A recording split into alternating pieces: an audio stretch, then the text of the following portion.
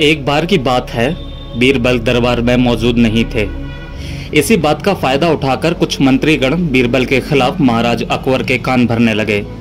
उनमें से एक कहने लगा, महाराज आप केवल बीरबल को ही हर जिम्मेदारी देते हैं और हर काम में उन्हीं की सलाह ली जाती है।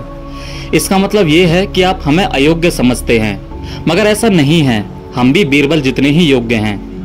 महाराज को बीरबल बहुत प्रिय थे, वह उनके खिलाफ कुछ भी नहीं सुनना चाहते थे, लेकिन उन्होंने मंत्री गणों को निराश न करने के लिए एक समाधान निकाला।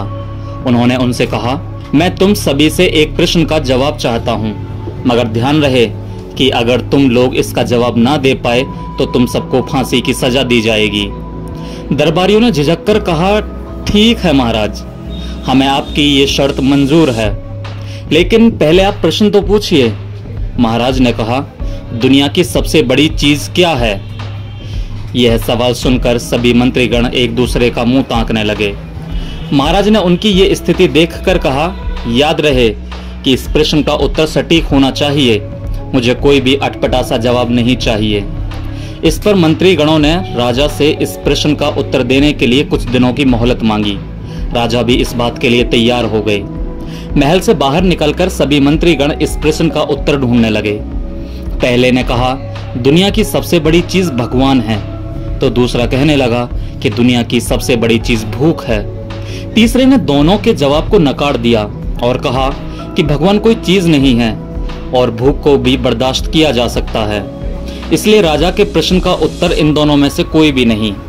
धीरे धीरे समय बीतता गया और मोहलत में दिए गए सभी दिन गुजर गए। फिर भी राजा द्वारा पूछे गए प्रश्न का जवाब न मिलने पर सभी मंत्रीगणों को अपनी जान की फिक्र सताने लगी। कोई अन्य उपाय न मिलने पर सभी बीरबल के पास पहुंचे और उन्हें पूरी कहानी सुनाई। बीरबल पहले से ही इस बात से परिचित थे। उन्होंने उनसे कहा, मैं तुम्हारी जान बचा सकता हूँ, लेकिन तुम्हें वही करना होगा जो मैं कहूँ। सभी बीरबल की बात पर राजी हो गए। अगले दिन बीरबल ने एक पालकी का इंतजाम करवाया। उन्होंने 2 मंत्रीगणों को पालकी उठाने का काम दिया, तीसरे से अपना हुक्का पकड़वाया और चौथे से अपने जूते उठवाए।